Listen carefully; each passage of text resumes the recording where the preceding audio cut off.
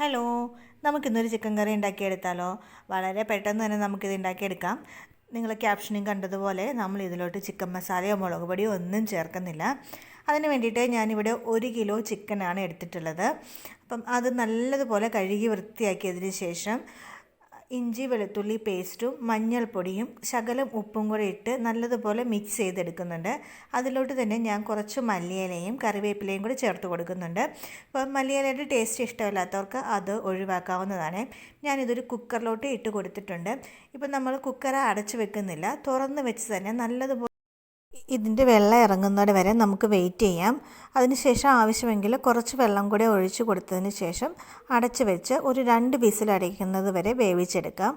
ആ സമയം കൊണ്ട് നമുക്കിതിലോട്ട് വേണ്ട മസാല തയ്യാറാക്കിയെടുക്കാം. അതിന് വേണ്ടിയിട്ട് ഞാനിവിടെ 2 സവോളയാണ് എടുത്തിട്ടുള്ളത്. മീഡിയം സൈസിലുള്ള 2 സവോള മതിയാവും. അത് നമുക്കൊന്ന് അരിഞ്ഞ് മാറ്റി വയ്ക്കാം. അതുപോലെ തന്നെ ഞാനിവിടെ ഒരു കഷ്ണം ഇഞ്ചിയും വെളുത്തുള്ളിയും എടുത്തിട്ടുണ്ട്. വേവിക്കാൻ നേരം ഞാൻ ഇട്ടത് കൊണ്ട് അധികം എടുക്കുന്നില്ല. പിന്നെ ഇത് ചിക്കൻ കറിയൊക്കെ ആവുമ്പോൾ, നോൺ വെജ് ആവുമ്പോൾ ഇഞ്ചിയും വെളുത്തുള്ളിയൊക്കെ കൂടുതൽ ഇടുന്നത് എന്തുകൊണ്ടും നല്ലതാണ്. അപ്പം ഇത് ഞാനൊന്ന് മിക്സിയുടെ ജാറിലോട്ടിട്ട് ജസ്റ്റ് ഒന്ന് ക്രഷ് ചെയ്തെടുക്കുന്നുണ്ട്. അതിനുശേഷം ഞാൻ അടുപ്പത്ത് ഒരു ചീനച്ചട്ടി വെച്ച് കൊടുത്തിട്ടുണ്ട്. അതിലോട്ട് വെളിച്ചെണ്ണയാണ് ഒഴിച്ച് കൊടുത്തിരിക്കുന്നത്. അപ്പം നമ്മൾ വെളിച്ചെണ്ണ തന്നെ ഒഴിക്കാൻ നോക്കണം. കാര്യം എന്താ വെച്ചാൽ നമ്മൾ ഇതിലോട്ട് കുരുമുളകാണ് ഇടുന്നത്. കുരുമുളക് അരച്ചാണ് ചേർത്ത് കൊടുക്കുന്നത്. അപ്പോൾ കുരുമുളകും ഈ വെളിച്ചെണ്ണയും കൂടി ആകുമ്പോൾ നല്ലൊരു ടേസ്റ്റ് ആയിരിക്കും. അപ്പോൾ എണ്ണ ചൂടായതിന് വന്നപ്പോൾ ഞാൻ കടുകിട്ട് കൊടുത്തിട്ടുണ്ട്.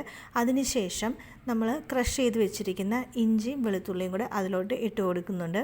അപ്പോൾ അതൊരു ജസ്റ്റ് ഒരു ഗോൾഡൻ കളർ ആവുന്നോടം വരെ നമുക്കൊന്ന് വെയിറ്റ് ചെയ്യാം.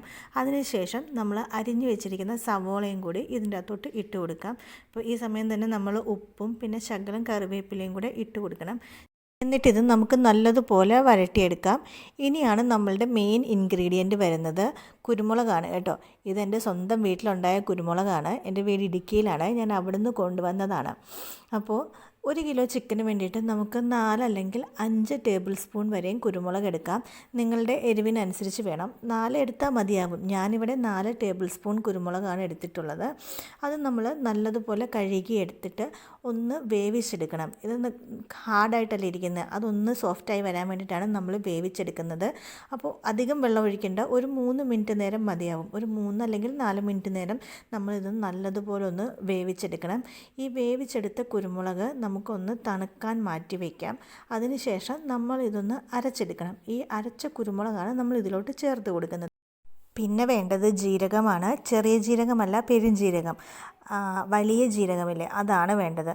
ഈ വലിയ ജീരകവും കുരുമുളകും മാത്രമാണ് നമ്മൾ ഇതിലോട്ട് ചേർത്ത് കൊടുക്കുന്നത്. അപ്പോൾ ഈ കുരുമുളക് ഒരു മിക്സിയുടെ ജാറിലോട്ട് ഇടാം. തണുത്തതിന് ശേഷം നമ്മളൊരു മിക്സിയുടെ ജാറിലോട്ട് ഇട്ട് കൊടുത്തിട്ടുണ്ട്.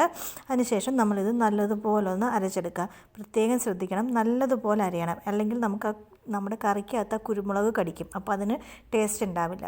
നമ്മൾ പച്ച കുരുമുളക്, നമ്മൾ ഉണക്ക കുരുമുളക് കടിക്കുന്ന പോലെ ഇരിക്കും. ഇപ്പോൾ ഈ ഒരു പാകത്തിൽ അരഞ്ഞ് വരുമ്പോൾ ഇതിലോട്ട് നമ്മൾ എടുത്ത് വെച്ചിരിക്കുന്ന 1 ടേബിൾ സ്പൂൺ പെരുംജീരകവും കൂടെ ഇട്ട് കൊടുക്കും.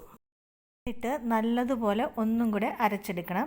അതിനുശേഷം നമ്മൾ വേവിച്ച് വെച്ചിരിക്കുന്ന ചിക്കനും ഈ അരപ്പും എല്ലാം കൂടെ വഴറ്റിയ സവോളയ്ക്കകത്തോട്ട് ഇട്ട് കൊടുക്കണം. അപ്പോൾ നല്ലതുപോലെ തിളയ്ക്കുന്നോടും വരെ നമുക്ക് വെയിറ്റ് ചെയ്യാം. തിളച്ച് വറ്റി വരുമ്പോൾ നമ്മുടെ സ്വാദിഷ്ടമായ ചിക്കൻ കറി റെഡി ആയിട്ടുണ്ട്. വളരെ എളുപ്പത്തിൽ തയ്യാറാക്കാൻ പറ്റുന്നതാണ്. എല്ലാവരും ഒന്ന് ട്രൈ ചെയ്ത് നോക്കണം. അപ്പം അധികം ഇൻഗ്രീഡിയൻസ് ഒന്നും വേണ്ട, നമുക്ക് പെട്ടെന്ന് തന്നെ തയ്യാറാക്കിയെടുക്കാൻ പറ്റും. ചോറിൻ്റെ കൂട്ടത്തിലും ചപ്പാത്തിയുടെ കൂട്ടത്തിലും എല്ലാം നമുക്കിത് സെർവ് ചെയ്യാൻ പറ്റും. ഒറ്റത്തവണയെങ്കിലും ഇനി ചിക്കൻ വാങ്ങിക്കുമ്പം ഇങ്ങനെ ട്രൈ ചെയ്ത് നോക്കണം. അപ്പോൾ ഇത്രയേ ഉള്ളൂ ഇന്നത്തെ വീഡിയോ. എല്ലാവരും ഇതൊന്ന് ട്രൈ ചെയ്ത് നോക്കണം. ഇഷ്ടപ്പെട്ടാൽ സബ്സ്ക്രൈബ് ചെയ്യാനും സപ്പോർട്ട് ചെയ്യാനും മറക്കല്ലേ. Thanks for watching. പുതിയൊരു വീഡിയോയുമായി കാണുന്നത് വരെ എല്ലാവർക്കും ബൈ ബൈ.